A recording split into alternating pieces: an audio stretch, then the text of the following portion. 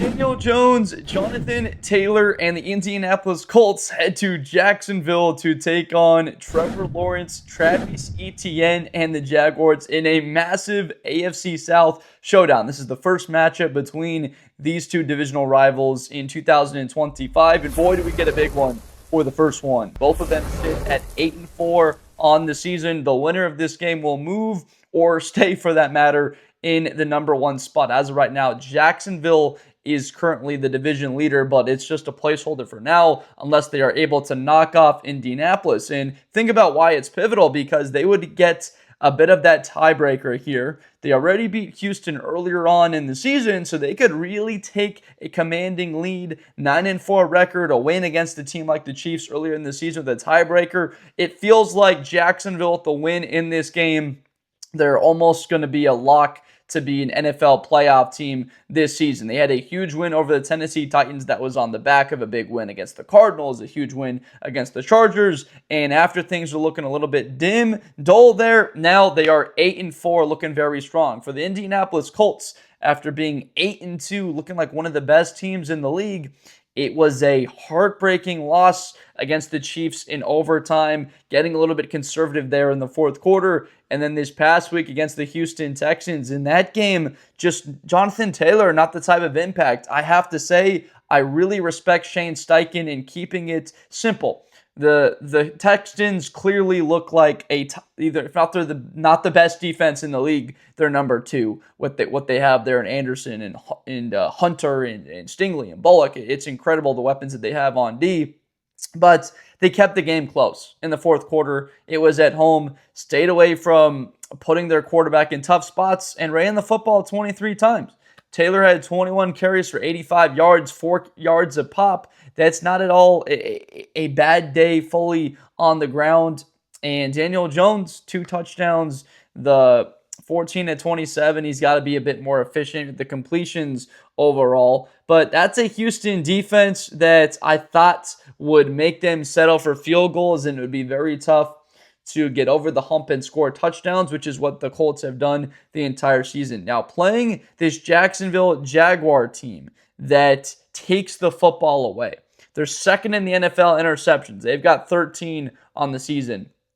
And they really put pressure on you. I equate a lot of what the Jacksonville Jaguar defense does to exactly what their mascot is in the Jaguars, right? They attack. They've got strong jaws, and it's a vice grip that if you get to 3rd and long, it's good night. Go to sleep, because they're just too good. I would almost do a quarterback run, a handoff, because when it gets to 3rd and 12, it is danger time trying to throw the football down the field with their defensive backs. Now, the Indianapolis Colts, they're again, also a very good team taking the ball away. What I love about this team is they both take it away. Colts are 4th in the league in interceptions. They've got 12 on the season. Jacksonville, we just mentioned their stat. And then Colts are 7th in the NFL in turnover differential +5. Jaguars right ahead of them +6. They're 6th in the league. These are some key spots of this one, because in this matchup, it's probably going to come down to turnovers or takeaways at some point. Which team turns the ball over and which team doesn't? Which team is able to score in the red zone? Which team is going to be kicking field goals? This is still the number one offense in the NFL. Indianapolis Colts still score 30 points a game. That's number one. That's the number one mark. 375 yards a game. A lot of that has to deal with their efficiency.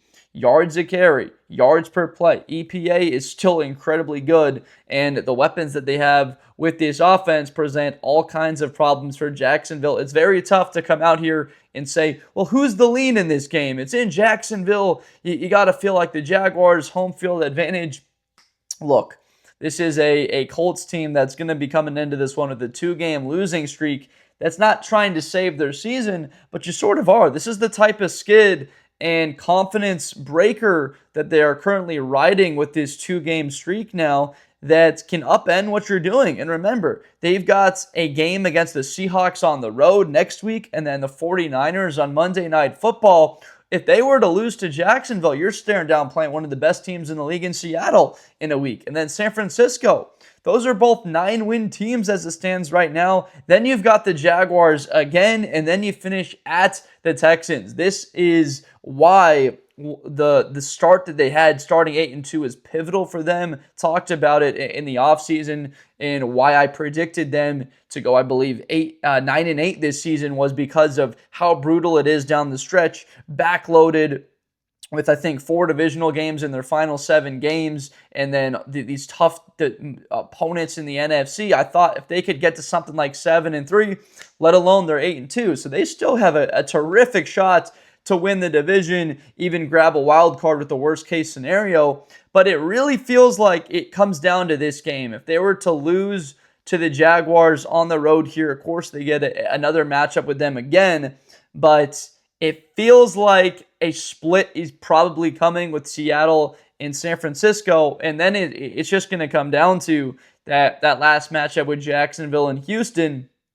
To me, in my opinion, the Colts don't win the division with a loss in this game, because that last game of the year at Houston, probably the Houston Texans season is fully riding on that. They'll have everything to play for.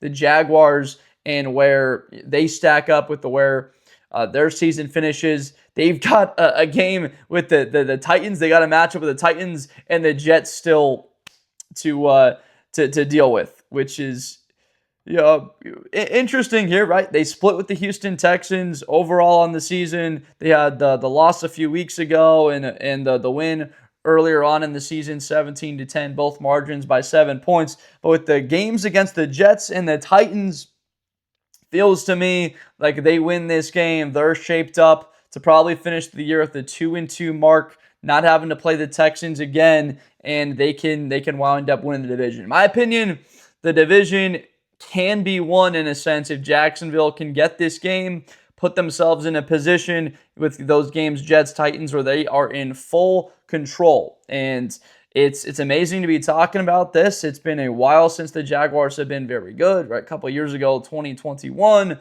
the win against the Chargers in the wild card round, the 27-point comeback, I want to say it was, against Herbert. Lawrence threw 4 picks, and they still found a way to win, and then played the Chiefs relatively tight in that divisional game on the road at Arrowhead with the Mahomes injury, where he's a bit banged up with the ankle. This Jaguar team, they take the football away, they get pressure on the quarterback. Now, the issue right now is health, and why I'm concerned about their long-term ability to potentially, after getting in the playoffs, let's say, to win games, and especially this week against the Colts. There's no Eric Armstead. Travon Walker didn't play last week for Jacksonville. Those are, in my opinion, your best 2 defensive players. And not having them on the field, that's just such a tough blow, because when you have Walker and Armstead, it truly is a formidable front. Josh Hines-Allen, one of the best edge players in the NFL, and behind that, there's Devin Lloyd, and I just really like this Jacksonville defense. For the Colts, now they're dealing with the injuries. They brought Sauce Gardner over to make this Super Bowl run. That's what it was considered. They bring Sauce, and then Sauce, he goes to IR, right? The calf injury. He's lucky it wasn't a torn Achilles, from what the reports are said to be. He's not on IR. He's not on IR. It's lucky he doesn't go there. It does feel like he'll probably miss 2 to 3 games. They haven't put him on there, so that gives you a bit of confidence that he'll be back again this season in a few weeks towards the end of December. My estimation, of course, not that I know anything as a doctor, but would be either the third to last game or the second to last game for Indianapolis. So immediately, that's an issue. DeForest Buckner, with that neck injury, does he return this season? Those are probably your best 2 defensive players. I'd throw Zaire Franklin in there right now for the Colts. But Buckner, Gardner, those are your best 2 defensive players, and they are not available for this game against Jacksonville. That's critical in this game. All of this is shaping up to be a tight battle, a game that likely comes down to who can run the football a little bit better, because how much do you trust Trevor Lawrence in this one? He has played decently well down the stretch, but if we're all being honest with ourselves, Trevor Lawrence has been the epitome of what he's been his entire NFL career, which is a roller coaster, up and down. he's had very good moments where he looks great. And then there's week to week where he struggles with decision making, accuracy, and he costs his team in big spots. Now, last week, that's one of the better days for Trevor, where he doesn't throw the interception and they are able to play really good defense. Frankly, Tennessee, they didn't have a shot after the first quarter of that game. It was practically about over after that, but I was a little bit concerned that Jacksonville couldn't run the football all that great against the Tennessee Titans. That's concerning. Again, there's good players there. There's Cedric Gray, Jeffrey Simmons. There's still some good players. Sebastian Joseph Day, Devondre Sweat. They've got a decent enough line. It's just that Tennessee offense is by far the worst in the NFL, and they couldn't muster any sense of production to threaten the Jags, and then it lets Devin Lloyd, it lets Alua Khan just feast and go out and make tackles and rack all those up. So their importance this week without Eric Armstead, I don't know about Travon Walker. It's going to be on getting Jonathan Taylor on the ground. This is a very good Colts offensive line. Can they get... Well, is Armstead playing in this game? I know that he may miss this one. I can't emphatically say that Armstead and Walker are out. I gotta let you know I'm recording this video on Monday of this week. This game's obviously on Sunday, so I don't know the full status of them.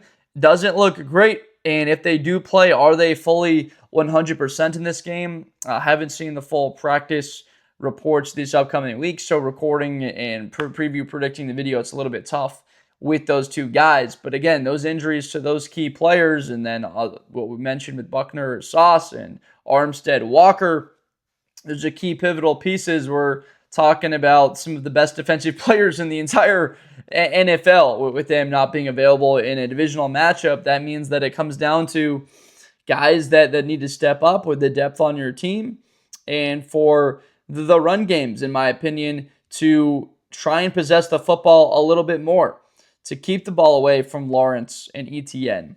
Because Brian Thomas, as streaky and I would say inconsistent he's been this year, he's still a weapon. Jacoby Myers, still a weapon. Strange. This offense has got high-end upside in that run game with Etienne. Lawrence using his legs pretty effectively this year. The kid out of Virginia Tech, Bracial Tootin, he's been excellent. So this run game is where I'm concerned for Indianapolis and limiting them. And then for the Indianapolis Colts, I'm giving Jonathan Taylor 32 carries. Titans ran the football okay, thought they might try and stay on the ground a little bit more. 14 carries, about 5 yards a carry. That was fine with Jacksonville. The Titans were trying to run the football earlier on and just couldn't get it done. And then the Colts this past week. So I'm looking at a very tight game here. My prediction will be that I'm going to go with the Colts. Really tight fashion, 24-23. One interesting sort of thing here that this Colts team, I hope that this doesn't end up happening to them, but it reminds me of the 2012 Chicago Bears. They started off like 7-1. They were 8-3, and then lost a couple of games in a row. They wound up missing the playoffs at 10-6. They had takeaways. The team had Super Bowl written all over them in the middle of in early November, and then they sort of just fell off, lost a divisional game. And what we're seeing from Indianapolis sort of reminds me of that, of a team that looked like one of the best in the entire NFL a couple weeks ago, and then is falling off towards the part of the season. I'm trying to remember other teams, but that's just a key one that I remember back then. I think the first game of the season in 2012 was Andrew Luck's Colts against Jake Cutler and the Chicago Bears back in 2012. There was a Jaguars-Bears game that was like 49-10, something like that. And I know that one's a bit out there in the weeds, but it's something that reminds me of. So I'm hoping Indianapolis can potentially make me right and win this game. 24-23 could come down to a late kick, a late field goal for them to get the win in this game. But also that they feel like a playoff team, in my opinion. We've seen the Chiefs in there seen teams like Pittsburgh or the Baltimore Ravens. I'm ready for some new blood. I'm ready for some Colts, Jacksonville Jaguar action in the postseason. And now with the Houston Texans coming along, being just one game back, they've got a tough game against Kansas City on the road at Arrowhead. So both of these teams clearly, obviously rooting for the Texans to lose that one.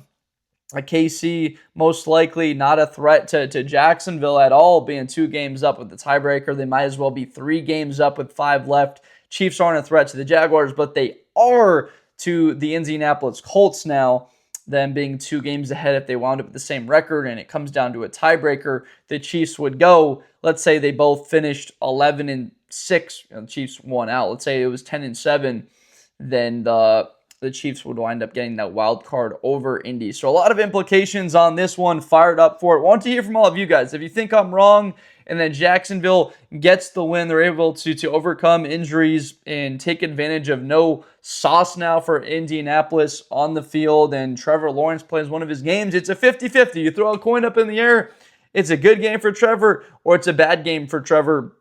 That more likely than not decides this one. I know Jonathan Taylor's going to get 25, 30 touches. The question is whether or not Trevor plays well, turns it over, he plays good enough, and they're able to come out with the win. Want to hear from you in that sense. So I'm going to go with the Jaguars losing at home 23-24 for Indy.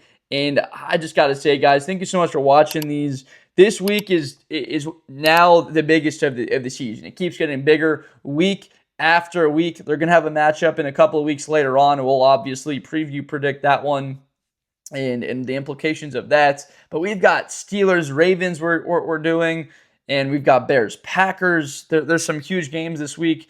SEC title game is on Saturday. The Big Ten champ game, Ohio State, Indiana, of course, Alabama, Georgia in that SEC title game. So all these games, NFL. So if you love football content, if it's college, we've got you covered. NFL got you covered for all of those. So make sure to subscribe for Blitz of Blender content. I'm Josh Blender.